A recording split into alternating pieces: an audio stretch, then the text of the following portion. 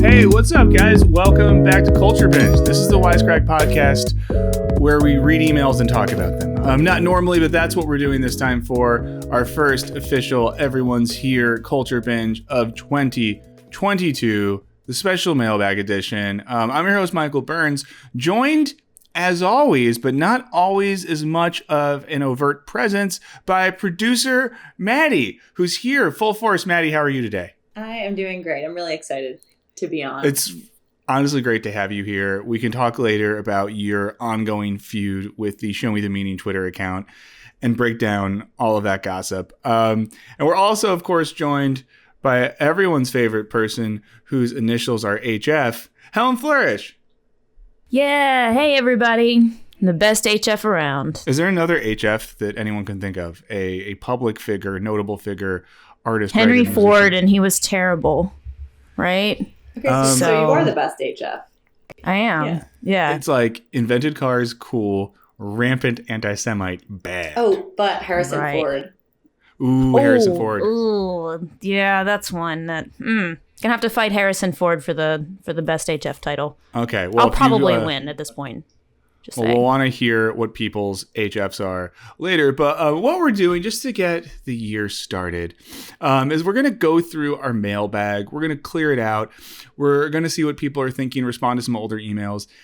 If you have not checked out what was our first official episode of the year, go back and check it out, because I had a really great conversation with Kyle Lewis and Will Strong, who work at a place called the Autonomy Think Tank in the UK. They're doing research on work. And we talk a lot about work on this podcast. And one of their big things is advocating for a shorter work week. They put out a book with Verso Press called Overworked. So go check that out. If for some reason you saw those names and thought, I don't know who these people are, I don't want to listen, I think regular Culture Binge listeners, viewers will get a kick out of that. So check that out. But for now, we're going to focus on the mailbag. But to get started, we can't just throw all tradition out the window. We'll do a little slaps and chaps to get going. Is that okay with everyone? Yes. Okay. Totally. We'll do first timers first. Maddy, what are your official inaugural Culture Binge slaps and chaps? Okay, my slap is that I bought a treadmill this week, and I'm really excited about it. That's huge. Yeah, I'm more excited about like realizing that I can just buy a treadmill. You know what I'm like? It feels like such an adult thing to have. It's like when I hear that people have Pelotons, and I'm like, they must be doing well. But it's like, I don't know. It was, $100 off offer up, but feeling good about it. What a marker of adulthood and success, dude. I don't have a treadmill. Thank you. You know, I'll never have a treadmill. Yeah. My thought is someone who also lives in Los Angeles is just like, wow, Maddy must have a big house. Yeah. I have a garage. What? Oh, Yeah. that's clutch. Oh, So okay. it's just like a mess, and then there's a treadmill in the middle because we don't use it for cars. It's a great gym. Nice. Yeah. That's amazing. Not to interrupt your slap that's coming. Oh, sorry, your chap that's coming. Mm-hmm. My biggest dream, and this would make me feel like an adult, is if I had a garage and then a garage fridge. The second fridge in the garage where like fun stuff goes. That was a big part of my childhood. And for me, that's when adulthood happens. If I have a garage and a garage fridge. Yeah, I totally feel that. To tell someone like, oh, that's in the fridge in the garage. Like, yeah. If they want like a beer or a pop or an iced tea or something fun, you're just like, oh, head out to the garage for that, big guy. Yeah. Yep. Man, just keep massive amounts of meat that you like forget about, but it's okay because they're in the garage fridge. It's fine. Stews and chilies from months ago that I have frozen in nice containers. Oh my God. Okay. It's getting too positive. Let's get in the chaps. All right. Chaps is that my car is falling apart and the power steering stopped working. So I don't know if you've ever driven a car without power steering, but it's like I'm in the car like every turn is an arm workout. And it just is that like safe? It's bad when you're going slow. When I'm on the highway, it's like kind of fine, but I can't. Yeah, it's not safe to answer your question. No. I mean, at least you have a treadmill though, right? Like you're super and you're going to be in great condition. So you're going to be able to just like walk everywhere, run everywhere. In fact, like, you know, like a Greek, like messenger. Who was Wow. I don't even remember. Yeah. You know what? Like, yeah, dude, maybe, I'm going to have to travel on foot now. Well, if you're in Southern California and you know what producer Maddy looks like and you see her in the car next to you, slow down or speed up. Just like create space. You don't want to be if you see right me trying there. to make a K-turn and it's taking a really long time, just that's why. So that's my job. Wow. That's a very valid one. Helen, how about you? Slaps and chaps. Okay, so what slaps is I have been watching this new show on HBO called Landscapers from the creator Ed Sinclair, who I probably should be more familiar with, but I'm not. But it stars Olivia Colman and David Thewlis, and their performances are phenomenal. The show is super creative. Follows the story of this couple who allegedly killed the wife's parents and buried them in the backyard, and then 15 years later they are being oh well, it's not a spoiler, it's right up front as soon as you get in. So sorry everybody if you feel like I spoiled it for you. I did not. You would have been spoiled immediately. But it's great. It's again really creative in the way that they, in the use of the set, you'll see what I'm talking about if you watch the show. The cinematography is fantastic. And yeah, I'm loving it. It's great. It's a limited series, so it won't take too much of your time. Highly recommend. Chaps. Dude, so many great people have died lately. Like, Robert Durst. Dude, what? Yeah, I'm just devastated about Robert Durst. No, but like Bob Saget, like that really... I got that notification while I was like out on a walk, and it was like such a beautiful, gorgeous evening. You know, those like winter sunsets in California are pretty sick. I mean, it's probably the smog, but they're beautiful. And I'm looking at this and I look down, it's like Bob Saget died. I'm like, damn, like suddenly everything just feels a lot more grim. Rest in peace, Bob Saget. I will say that for some reason in my head, I had it that like Bob Saget was like canceled or like a bad guy or something. And great guy. Yeah, I don't know where I got that because I'm like reading all these nice things that everyone's saying about him. I'm like, oh, okay, I can love him again. I think what happened with Saget is that there was the original cultural perception of him as Danny Tanner on Full House and then the host of America's Funniest Home Videos. But then in his stand-up, he was kind of like raunchy. And I think some people made the assumption that he was like a shitty guy because he said like kind of gnarly stuff in his comedy. But it was very performative. But yeah, someone who you see like the outpourings, very beloved by people in the, you know, entertainment and comedy communities. And I will say, I saw him in person a few months ago at a concert. And I'll be honest with the Culture Binge community, as I was coming up on mushrooms, I saw him and I like looked up and he's very tall. And I was like, Bob Saget's next to me. And then I did the thing mentally where I was like, I'm on a little bit of drugs. Is Bob Saget actually next to me? And I looked back and I was like, Bob Saget is next to me. And he seemed like he was having a great time. So I am happy to know that like before he passed, he got to see a great show at the Hollywood Bowl with a great crowd. He was good seats. He seemed to be going back and forth between the backstage area because I think he's good friends with John Mayer, and it was a Dead & Co. concert, and John Mayer's in that band. But that sucks. It sucks when people die. Although I think it's just going to get worse, right? Because for a lot of us, no, here's what I mean. Well, first of all, I mean, spoiler alert, everyone dies. But I think that if you look at a lot of the pop cultural figures that a lot of like millennials or older Gen Z people grew up with, they're just getting older. Yeah. You know what I mean? Yeah. So like just historically, a lot of people who were important to us growing up are just getting old, and they're sorry, this sounds so grim. They're going to die. So tuck in, kids. Yeah, we're gonna know more and more of them now. Yeah. Exactly. It's like when people, you know, died when we were younger and our parents were sad about it or whatever. And it's like, I don't know who that is. Why does it? Now it's like, oh, wait, that's somebody that I grew up with. Like, we're hitting that phase. My mother is at an age where like anytime I talk to her, I'm going to move on from this, but I'll say this. Anytime I talk to my mother, who's a woman who's in her mid to late 60s, who lives in Florida, it's just like, how are you? Well, I had lunch with so-and-so, the dog had a little cough, and 3 people died. And it's just like a constant barrage of death. It's like a medieval town where they're constantly bringing the dead out, like in a Monty Python or whatever. Jesus. Damn, Yeah. it's devastating. So speaking of slaps and chaps, I'll do I have a double slap, but I'll be quick. First slap, I got a Japanese rice cooker is a wedding gift. Game changer. Best kitchen item I've ever had in my entire life. I love it so much. I still haven't used it for all the things you can use it for, but the ability to set it and forget it and have a great big pot of perfectly cooked rice, amazing. So excited about that. The other thing I'm loving right now is the Omicron variant bad? Yes. Am I loving going to the movies during this surge? Most definitely. The other night, I had wanted to see West Side Story. I hadn't seen it yet. I got to see it in a massive theater with 4 people in it. We were, even though people, you book your seats on the app, everyone was like moving to be as far away from other people as possible.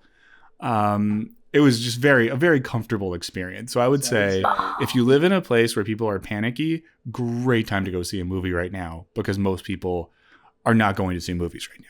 I'm one of those people who hasn't been going to see movies. It's why I haven't seen Licorice Pizza, even though I love Paul Thomas Anderson. I know. Magnolia is one of my favorite films. Go and to I'm an like, AMC in like the afternoon someplace, and it'll be you and 2 other people in the entire theater. I'm going to have to do it. I've been so paranoid. I've been the reason. I'm one of those people. I'm the reason that, like folks like you are getting in and able to like, see these movies and just spread out, like take up 10 seats or whatever you want to do. Like, listen, yeah, you spread out, so you double mask if you feel nervous about it. Probably not a good time for snacking, but I've really enjoyed that. My chap, this is a simple one. I started the new year with a sinus infection.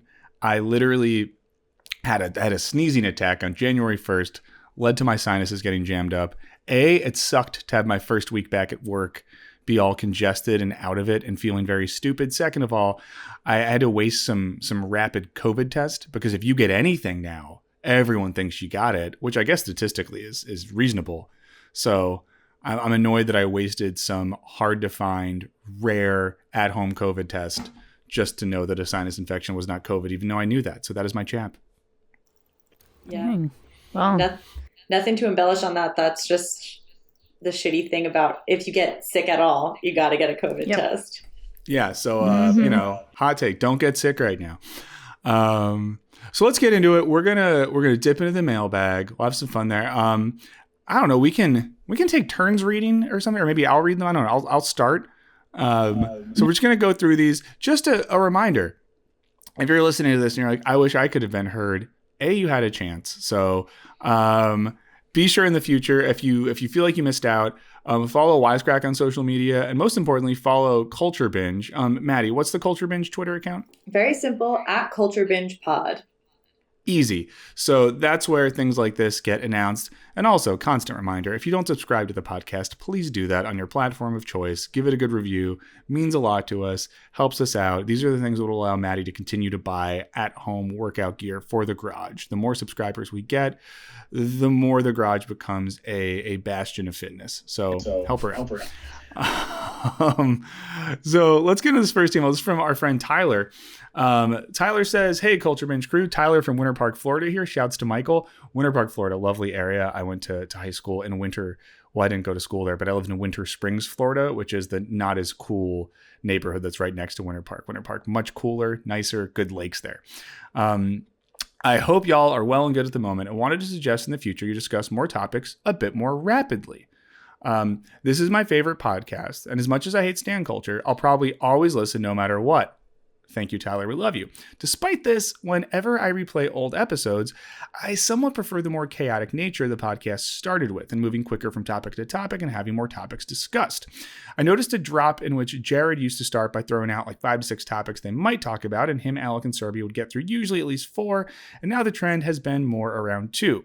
Like I said, this won't stop me from listening, and I love the show no matter what. Also, there was talk in the past of another podcast called Wisecasts, and I don't want to throw too much y'all's way, but I still think this would be a great idea for a podcast if you ever get to it. Also, so Tyler says, peace, love, and Happy New Year. I'm curious about the Wisecast thing, because we have a YouTube channel called that, where we put all our podcasts, so I'm wondering what podcast that is. So maybe Tyler, follow up on that one. But overall, thank you for your undying fandom. And this is good. I like constructive criticism, and I'm saying that in general.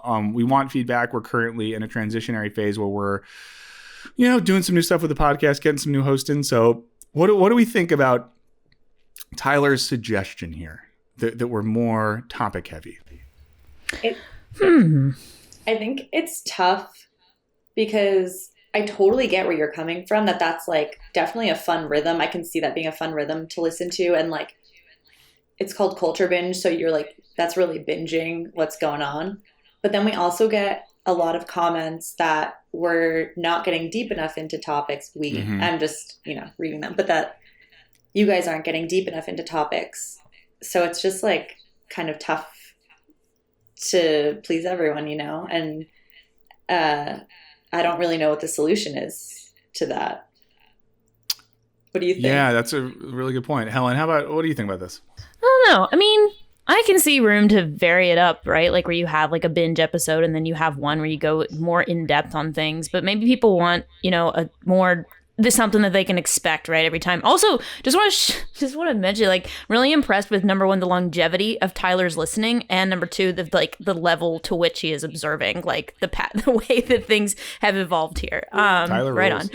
on. But yeah, definitely, for a guest, 2 is easier to prepare for, right? But if you're going into it and you're going to be just kind of like giving your reactions to things that happen without getting into in-depth conversations, then maybe, 5 or 6 makes sense, right? Yeah. I'll get really inside baseball here too and say the era that Tyler's referring to as well, when it was, Jared, Alec, and Serby, both Jared and Alec, full-time Wisecrack staff members. And I think there's a universe in which when people are full-time, it's easier to expect them to be doing more prep. And so I think there's that balance too. But I think in general, it's probably an impossible goal, but I think it's a great goal for us to aim at, which is, having as many topics as possible while making sure that we're able to add depth to those. Because something Tyler and everyone that we've talked about is, there's a lot of podcasts where people talk about like what's going on. And we want to make sure that we are not just regurgitating your Apple News app on your phone, but adding some analysis and perspective on things that shows a little care. So I think that is something we'll aim for. And also, Tyler, follow up and let us know what the Wisecast podcast that was discussed is. I'm trying to think of what that would have been. Yeah. So, because I found recently, speaking of news stories, a study came out that if you have COVID, it lessens your IQ. And as someone that had it, I now think I might be stupider. And I asked my wife if I was stupider, but she had it as well. So we were like, if we both had it, we're both stupider. So relative to each other, we both think we're still smart. Yeah, that's true. That's beautiful.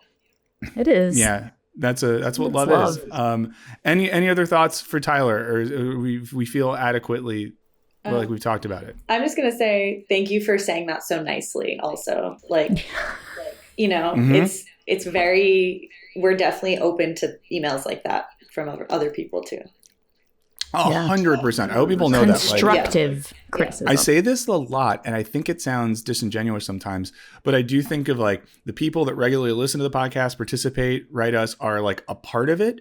And in my mind, because you all are a part of it, I want to hear what you think, how we can make things better, but just like be cool about it, like how Tyler did. So if you are thinking you want to offer some feedback or criticism, use Tyler as a model.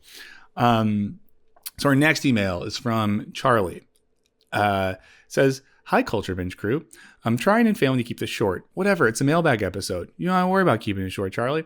First of all, R.I.P. Serby. To be clear, Serby isn't dead. She just has had to leave the show, but I love to say R.I.P. when people leave. That's why I always say R.I.P. Alec. Secondly, I love all the guests you have on, but extra shout outs for Helen and Riley and Spa. Both are very fun to listen to on the show. I agree. Thanks, fans Charlie. Of Helen and Riley. Meat and potatoes time, says Charlie. I love the conversations this podcast has about the professional world and the ghouls that haunt it. As someone who got hired in their field of study after graduating with their bachelor's, it's difficult to come to terms with the fact that your field might actually suck and what to do next.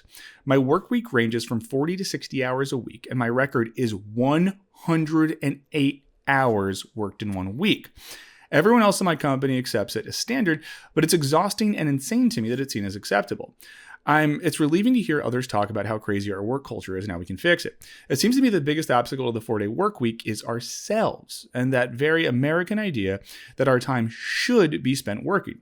If a construction company offers 4-day work weeks, wouldn't another company also bidding for the work win the contract for being able to finish it sooner with a 5 or 6 day work week? Will small businesses like restaurants be able to survive hiring more people to operate 7 days a week?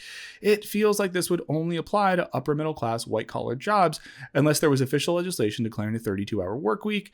Seems unlikely Uncle Joe is going to push that. That was Charlie, to be clear, in parentheses, not my comment. Interested to hear your thoughts. Keep up the great work. So, actually, I'll do Charlie's PS for after we discuss the meat of his email, because they have a great PS. But yeah, I mean, this is very apropos. The last episode we talked about where Will and Kyle were here talking to us about work culture, how we think of work, a 4-day work week. And I think Charlie brings up a really good point there that, yeah, it's hard because you think like if one company goes 4 days in a competitive market economy, won't that be a disadvantage? So what are your all's thoughts?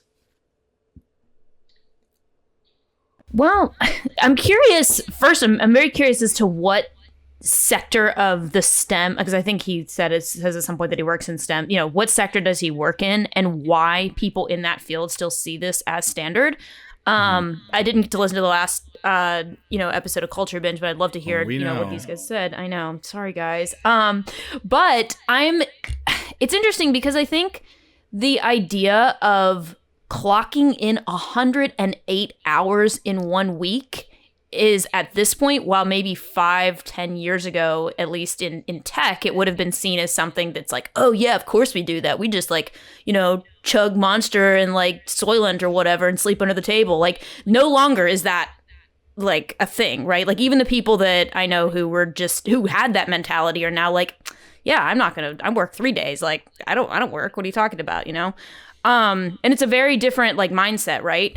And I think like the idea is that, I don't know. I'm just curious as to who still sees this as standard at this point, because there is so much conversation around moving the other direction. But I may be in a bubble, right?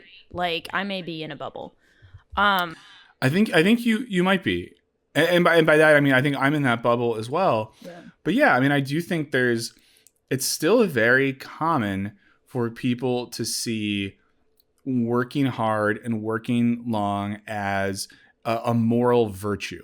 Right. And I think there's all these traditions that coalesce into America's attitude on work. There's sort of like the moral outcome of the Industrial Revolution. There's the influence of Protestantism in America and the Protestant work ethic. And I think there's a lot of like theological underpinning for why work is good. And I think American exceptionalism ties into that as well. When people think about like, you even see this in TV shows sometimes, especially older ones, where there'll be jokes about how like Italians or French people take 2 months off in the summer as if that's like a bad thing. There was something I saw recently where there was like a joke and it's like, that's funny, or we're making fun of people for taking 6 weeks off in the summer, because that sounds ripping to me. So I think all those factors come together, and then our education system is based around that as well. What is the ultimate teleology of American education? Employability, because we make employability the highest goal we have. And in even the way, sorry that I'm ranting, I'll stop in a second, but even the way that healthcare is tied to employment, right? You deserve healthcare if you have full-time employment at a company that offers it. If you don't have full-time hardworking employment, then like get sick and fuck off. So it's hard to like fight against that. And I think, to be slightly mean, I do think sometimes for people who are obsessed with work and working hard and hustling or whatever, I just think like, do you not have things you really like in life? Because I think for people, I imagine like Charlie and for all of us, the reason working all the time sucks is because then you don't get to do other stuff you like, whether that's running on the treadmill or going to the movies or reading books or learning how to cook new things or volunteering or spending time in your throuple, whatever it might be. These are things that like you can do when you're not working, and when you're working all the time, you can't do. Right. I don't know. What do you think, Maddy? Yeah, I'm definitely in the bubble with you guys. Because I can't even imagine working 108 hours in a week. but my sister has a job, not unlike Serby's situation was, where during the pandemic they let go a lot of people, and she just kind of took on like a lot of different roles, and so she was doing like crazy work weeks for a long time, and it's kind of slowed down. But I think like talking to her, it was like her mentality is, if I work really hard right now, then I can have the money to do things that I want to do later, instead of like going to a movie this week. In like a year, I can take a really nice vacation. Which, you know, it sucks that we're in a position where we have to choose between those things, is what it comes down to. Yeah. So like, I get people who do that and think that way, but I'm very for if they made it a law that you can only do a 4-day work week, wouldn't that kind of get rid of the whole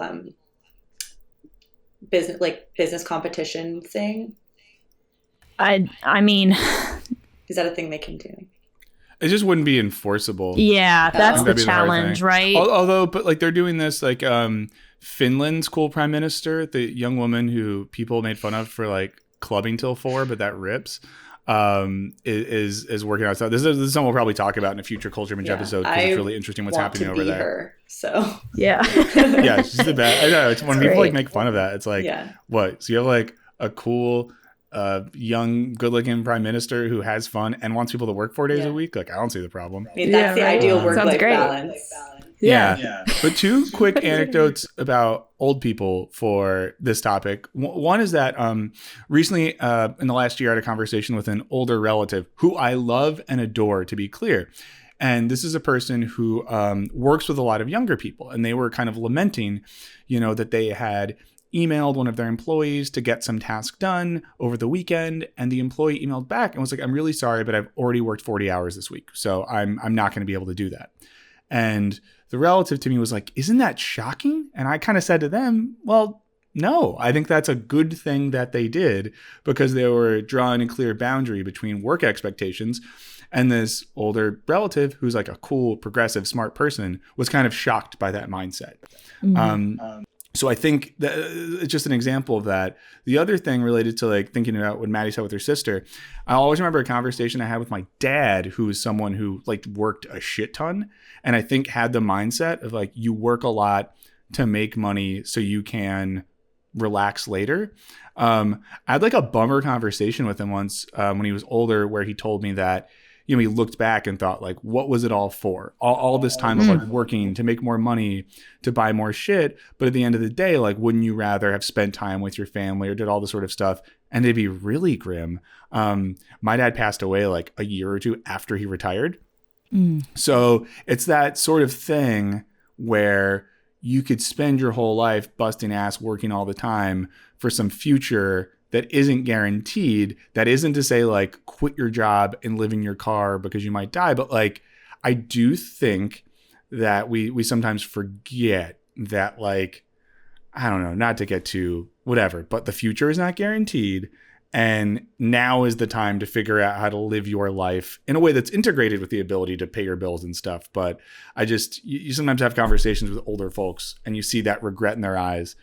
And I don't want any of us or any of the Culture Binge family to ever have that feeling. Yeah. I mean, I think the most hours I clocked was probably somewhere near like in 90, probably when I was working for the startup that I was working before I quit my job, or, you know, whatever, simultaneously quit and was laid off at the same time, I guess. And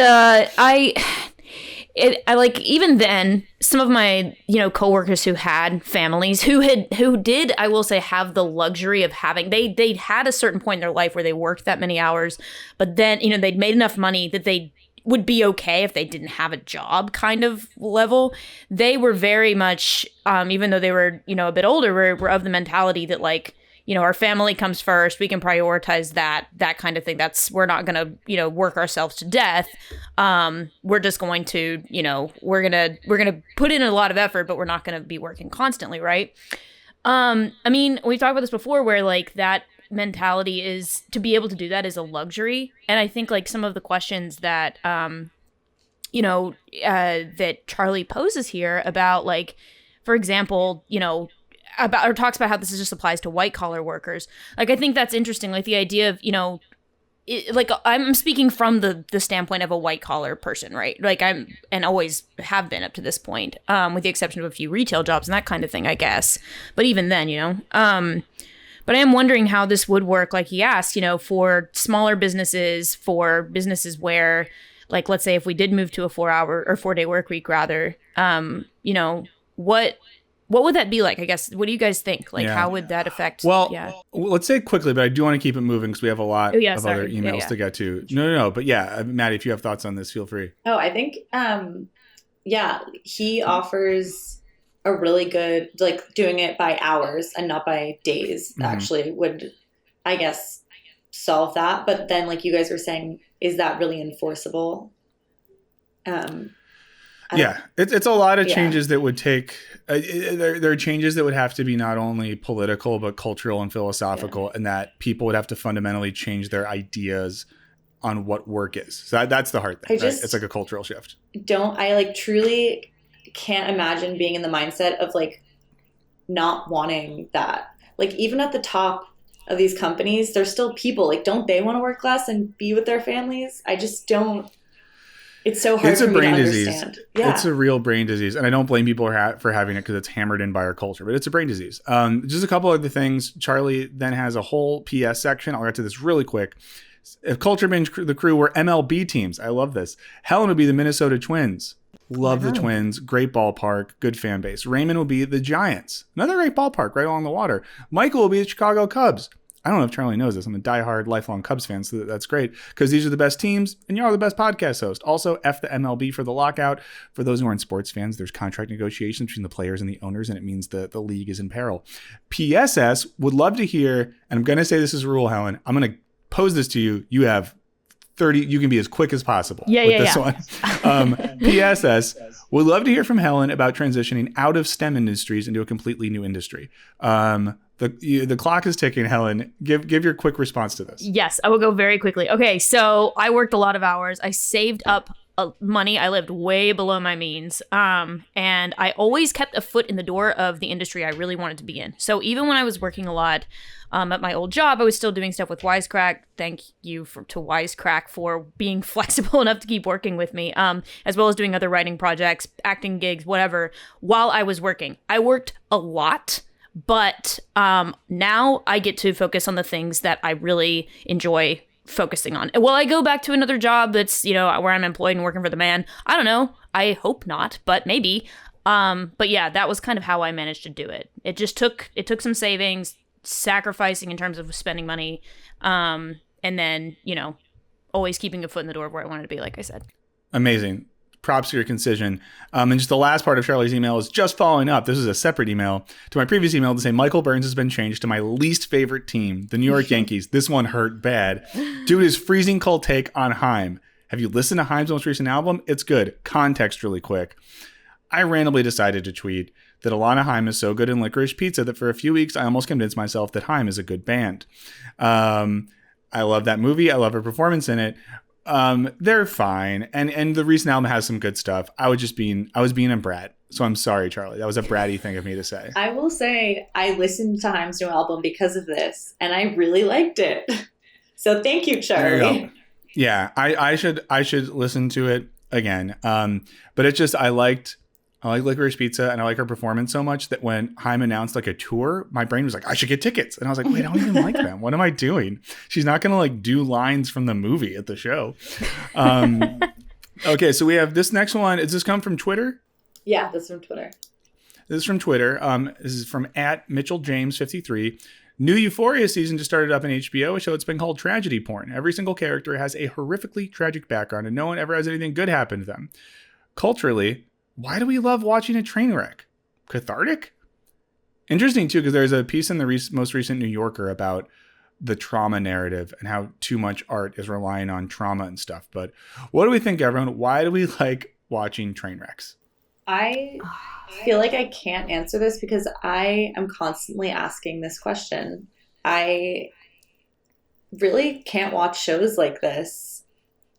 Yeah, same. because Same. it like really gets to me. Yeah.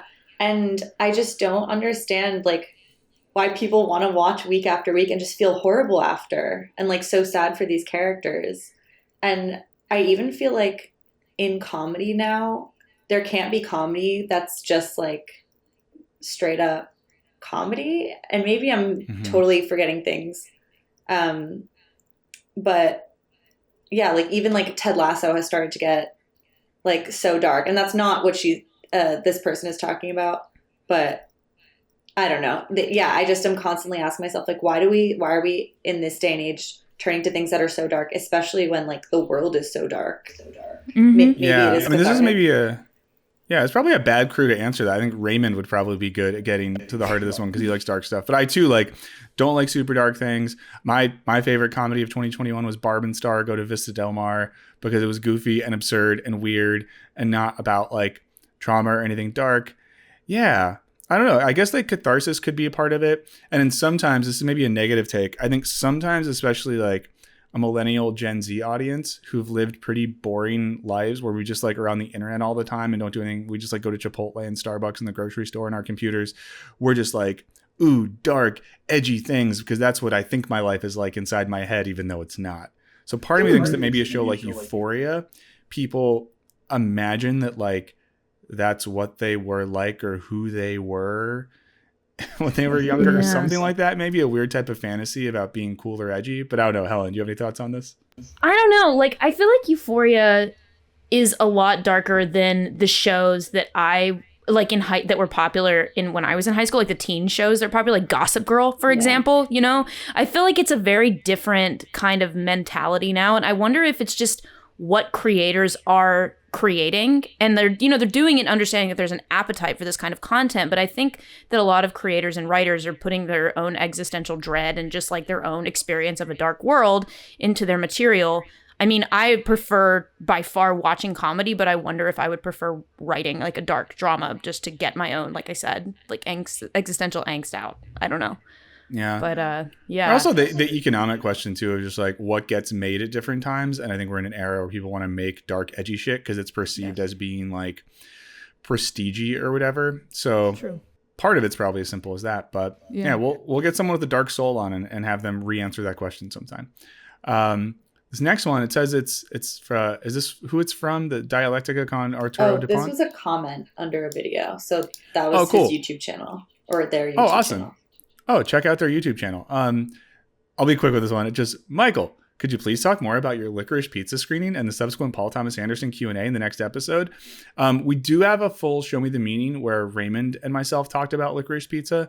Although I started losing my mind halfway through, so it was a very poor podcast performance for me because I was really exhausted and burned out before the holidays. So I felt like I did a bad job to a movie I love. But yeah, I'll just say it was very cool. I got to see it in 70 millimeter because of the first few weeks they were showing it just in New York and LA. There's one theater in LA that's near UCLA where they were showing it. And it was very cool because Paul Thomas Anderson and Alana Haim of the band Haim, who I'll listen to more, did a Q&A. And the fun thing about it is PTA is a guy that's made a lot of like kind of like dark or brooding or like angry men movies. And it was very cool to see him come out to a round of applause, tear up a little bit, and talk about how for him as a filmmaker, the real joy is getting to watch a room full of people watch his movie on film and like have fun and enjoy it.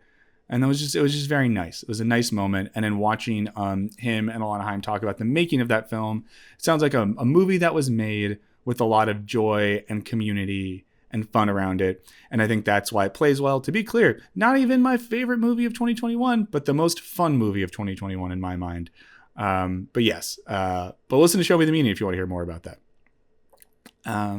Next is from Electra, not Carmen Electra, just Electra. It says, hi, first time writing. I love your channel and podcast. And not to play favorites, but Culture Binge is my favorite of all the pods. Thank you. Just want to let you know that and Michael Burns, if you leave, I will rage quit Wisecrack. Between Jared, Alec, and Serby leaving, my heart can't take it. Just kidding. Thanks for all your content. It is one of the best. I'll just say this. I'm not leaving anytime soon. Maybe I'll get fired. You know, I sometimes think that. I have anxiety about getting fired. I very much enjoy working here. It is fun. There's not a lot of jobs where I get to work with, where you can work with people you like and make things you think are good. So Electra, I promise you, I will not abandon you like the others have. They did not care about you the way I care about you. I am not a quitter. I am not a coward. Like all of those people are quitters and cowards. I'm just kidding. They're all doing great stuff and they're all happy now. And I love it. Jared gets to live in Finland where he has that dank ass prime minister. Alec went and traveled the wilderness for months. Serby, I'm part of a wonderful company doing well professionally and prioritizing herself. Everyone's doing great. But don't worry, I'll stick around. Next is from Anonymous. So I assume this is from the International Hacker Collective. Anonymous says, hey all, first of all, I have to thank you for all the great episodes. You always have some thoughtful and well-informed takes, which the world could really use more of. Second, I have a situation that I'd love your thoughts on. It even relates to some of the hottest topics on this podcast, work and education. We do love to talk about work and education. I'm a high school teacher. Amazing. Thank you for your service in a low-income district. My students are fantastic, and many have overcome incredible systemic obstacles to even be here. Unfortunately, some of the teachers and administrators in the district have shown discriminatory tendencies towards the students. Yikes. Ranging from repeating alt-right talking points in class to open harassment. Jesus Christ. COVID has made the scenario even worse. We are one of the few schools in the area that hasn't gone to virtual or half-day schooling despite more and more students calling out sick. Many of us feel as though there's nothing we can do. Those of us that would be most vocal about such clear ethical and moral failings are younger, non-tenured teachers. Still, I try to bring 100% enthusiasm for my students every day because I know they deserve it, and they do. So my question for you folks, to what extent should educators wear ourselves thin in order to improve a district from within with equitable teaching? Some students have told me that I am one of the only teachers they feel safe talking to regarding social justice, learning about their identities, etc. Where is the line past you are, as an employee, forced to say, sorry kids, you're on your own with these monsters? Whew. That was a lot. Even just typing this all out has been kind of therapeutic, so thank you for that. Due to the nature of these questions, I'd like to remain totally anonymous. Thanks.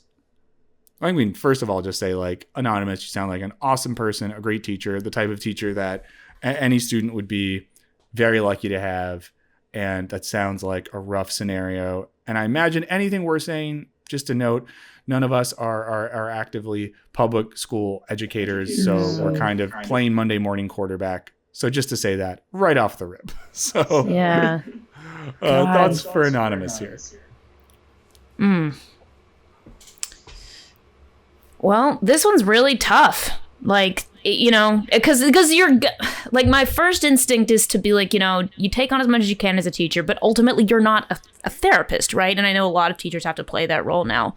And it sounds like this is a district where they're not going to have the kind of support where they can send a student to a guidance counselor, if that would even be helpful. It sounds like this kind of school district hires a lot of assholes, frankly. And I think that's just, who knows? But yeah, this is really tough. Teaching is hard. Yeah, Maddy, what are you thinking? It's, because we've been saying like for so long talking about like quitting your job and taking care of yourself and taking time for yourself and setting boundaries. And this is just such a different situation because it's not like you're saying that to your boss. It's, people that you care about and that need someone, but you also have to take care of yourself. And, I think, give me a second with this one. Yeah, no, but this is like the hard thing with jobs like teaching and social work and nursing and all these things. Like, they're jobs where you are directly positively impacting the lives of others. Their jobs are often people that have a level of empathy and desire to make the world better get into them. But because of that, they're often jobs that are heavily exploited by people that are in charge. And I think if anytime, you look at like teacher salaries, it's horrific and odious that we in a developed nation pay teachers the amount that we do for the work that they do. And while I've never been, like a high school teacher, I can definitely speak to when I was still working as a college educator.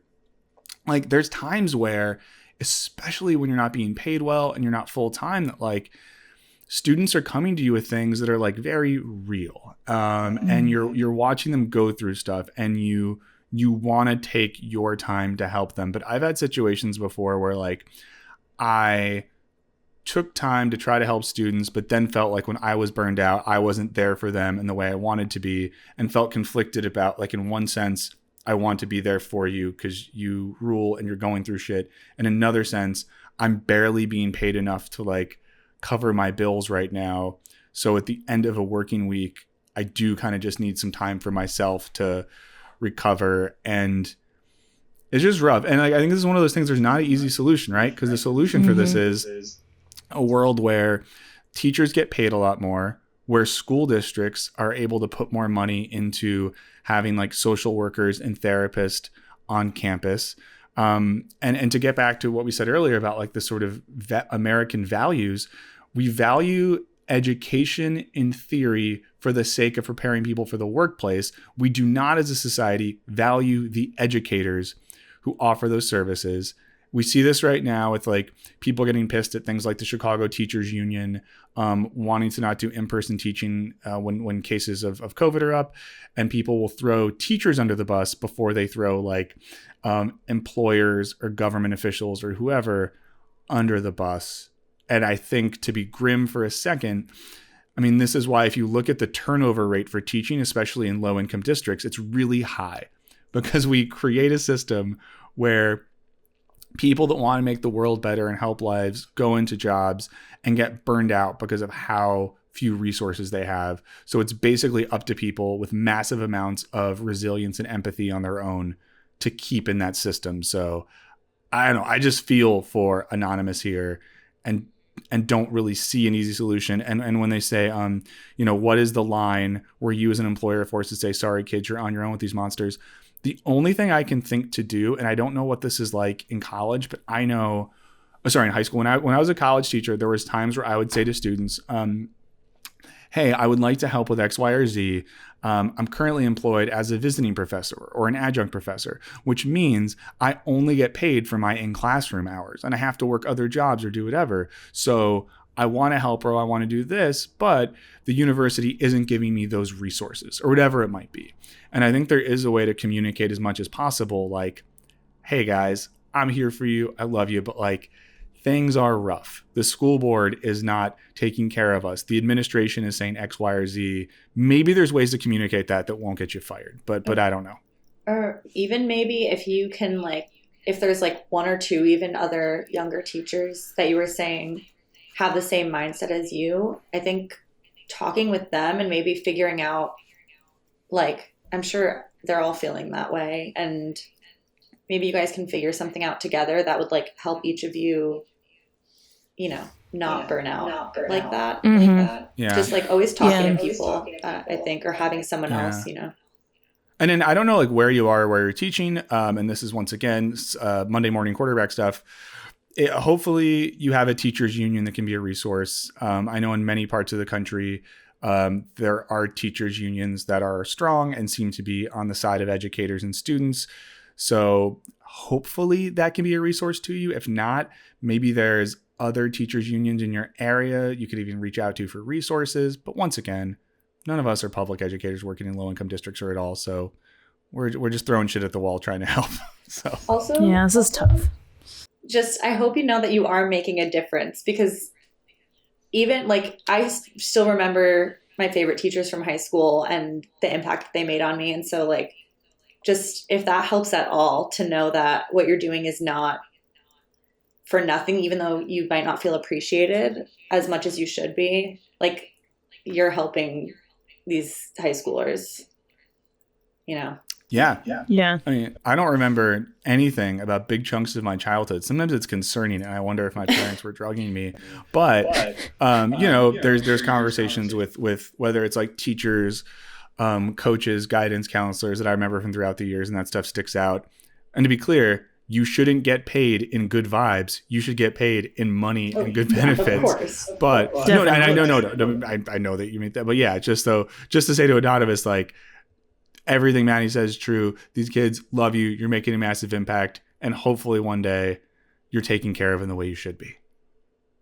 But thank you for your service. We love teachers. We love teachers on Culture Binge. God. If you hate teachers, don't listen to this podcast ever. You're not allowed to. If you're anti-educators, especially public educators, do not listen to this podcast. You're not allowed. I'll find you. I will find you. Okay, so last thing we have here. This is, I think, from Twitter as well. Or is this from Twitter or YouTube? This is from Twitter. Okay, it's from, I don't know. You have a very complicated username. Naru N775OHF. You say that I am concerned with the fact that since 2012, the globe has seen 4 diseases, and the stakes of the situation only rise exponentially with the next diseases.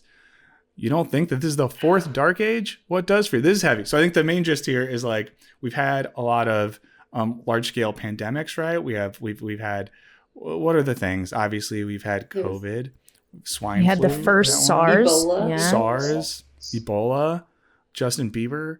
We've had a lot of things that have affected. Yeah, so I don't know. This is a heavy question. Are we having more? I'd like to ask, are we actually having more diseases in this span of time than we did in the past? Or did we not track them the way that we do now? Yeah, I did read a long thread from an epidemiologist out of, I think, University College London, who was talking about how we currently have like 200 versions of like I don't know if it's like a COVID thing or like sort of like cold based things, and then how we have hundreds of different flu variants at any given time.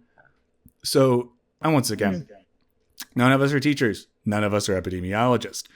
I mean, I don't know. It's hard, right? Because in one sense, I would say that things feel uniquely bad. I'll say that we look at recent human history, things feel especially bad right now in a variety of ways. However, every generation always thinks the world is ending for them. Like Helen points out, there have been a lot of disease all the time. We have more communication about these things than ever before. And we also have social media and a 24-hour news entertainment landscape that hypes everything up to massive extents. So yeah, the 4th dark age, I don't know if we're there yet. I don't know if we're at a dark age yet. You know, classified by people. Someone will come along, like in the future. You know, someone will come along in the future, then they'll decide when the dark age started and ended, right? And it'll be some possibly arbitrary designation that doesn't take certain things into account. But yeah, who knows? And we'll read it and be like, oh, so it was. Yeah. Yeah. Well, probably not us, but you know, like that depends, I guess. Hundreds of years. Yeah. Sure. Who knows? Yeah. Yeah, we'll cut that out. Yeah. I mean, yeah. Who knows? Yeah. Stuff feels bad. Stuff feels scary. I don't know. I guess it's just that thing where like maybe the best time to live as a human is in between moments of history. Yeah. Whether that's Right. like political, economic history or disease history, to live in those like down periods when the big thing isn't happening. Because it had to suck ass being alive or in your prime during like the Great Depression. Like that sucks. Or That sucks, but being like a young person during fucking World War II. Like true. that's just an ass period to live. I don't know. There's like pockets of the world that go through different things at different times. Something has always sucked for someone at some point. You know what I mean? Like, it's just a kind of the luck of the draw as to whether or not you're born in a period where things suck right where you are at that given moment. So, I don't know. But, God, what a note to end the mailbag on. Yeah. No, but it's, you know, it's we're living in an interesting time. Hopefully, your question is not, hopefully we're all worried for hyperbolic reasons and things are going to mellow out and we'll stop living in history for a bit.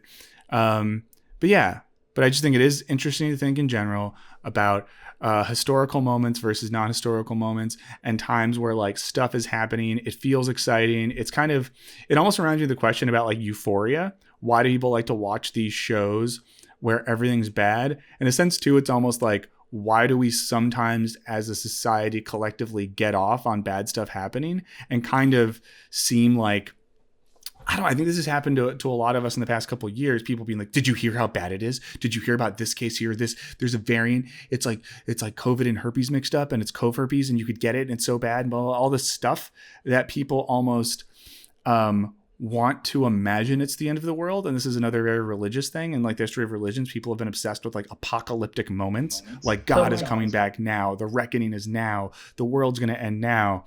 And I do think we have this built-in, even unconscious, like apocalyptic expectation by which, even if we're not consciously like, ooh, I like when bad stuff happens, it does something to us. And I think we're very much caught up in that right now as a culture and as people, even if we're not trying to actively perpetuate that. Right. That makes sense.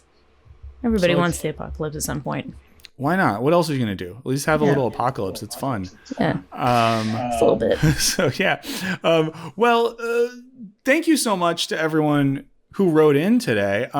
Just a reminder, we always want to hear from you, even when it's not an exclusively mailbag episode. So you can hit us up at culturebinge@wisecrack.co. Again, that is culturebinge@wisecrack.co. And at 213-534-8807. You can call us at 213-534-8807. And to go all the way back to our first email of the mailbag session, remember that especially in this period where we're bringing some new folks in, trying some new stuff, we like actively want constructive feedback and criticism. So if you're a regular listener and you have thoughts, I am actively inviting you to share them with us in a way that's constructive and friendly, but actively inviting that. So we really read everything, like all the comments, all the tweets, all the emails. We are looking at them, even if we don't respond. So I'm haunted by them on a constant clip. But most importantly, thank you so much to producer Maddy for being here. And we got to think of this, everyone. She's producing this podcast and actively she's on it as well. That's amazing. That's like someone who's flying the plane, but also doing the in-flight entertainment while the plane is being flown. I feel like Iron Man with all the windows that I have up right now. Yes. You are absolutely the Iron Man of the Wisecrack cinematic universe. That's what I like to say. But of course, as always, Helen Flourish, thank you for being here. Thank you. Doing double duty. Helen was just on Show Me the Meaning. Wow. Like 16 hours ago and is now here on Culture Binge. So we really appreciate it. We will be back in 2 weeks on somewhat of a regular schedule. We have some new folks we're going to be bringing on the podcast to hang out with you all as well. So we'll be excited to see how that goes. I think you all are going to like it a lot. And obviously a lot of stuff's happening in the world. So we'll have lots to talk about. In the meantime, Maddy, where can people find Culture Binge? And if you want to drop your own Twitter, you can as well, because that's a normal thing guests get to do. But I don't know if you want that. But if you want that, you can have that. No, I'm obsessed with that. Cool. My Twitter is at Fakest Bitch I Know with no W. And then the Culture Binge Twitter is at Culture Binge Pod. Please follow that and tweet at us. I love running the Twitter, and I like being I feel like Gossip Girl in that regard. So I'm sort of an Iron Man Gossip Girl combo. Even though now you can see my face. So. Thank you so much, Fakest Bitch I Know. And I'm done. I felt bad to say it. I just wanted to say it because I was like, I can't say it because it's your name. I'm more professional. Love it. No, commit to it. Commit to it. Helen, where can people find you on Twitter? At Helen Flourish. Super easy, but you'll probably misspell the last name. At baddest motherfucker on the website. Maybe I should. I'm sure that hasn't been taken yet. Yeah, because no one says website, I feel like. I love to call Twitter a website. It's fun to say. Let's see. I'm at Michael O'Burns on Twitter. And just to be edgy like Maddy, on Letterboxd, I'm Burns 42069. So that's a little bit edgy. Oh, wow. So if I've been wondering. I've been needing to follow you. All right. Just the bad boy of Letterboxd. You got that.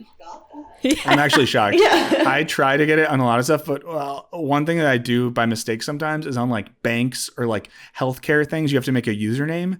And sometimes I'll put like Burns for 2069, but then you like have to be on the phone with a customer service representative. And it's like, and what is the username? It's like, burns 4/20/69. It's my father's birth date, March 20th, 1969. I miss him so much. Wait, that would make no sense. 60, that would be much too young for a father of mine. I'll think about this later next time I lie. But check everyone on Twitter. Follow Culture Binge. Check out our other podcasts, mostly Show Me the Meaning. Like and subscribe and all those sorts of things. And we'll be back in 2 weeks. Hit us up in the meantime. Thank you so much for letting us do this mailbag. Thanks to Maddy and Helen. I've been Michael. I'll try to continue to be him, and we'll see you all next time. Bye. Bye.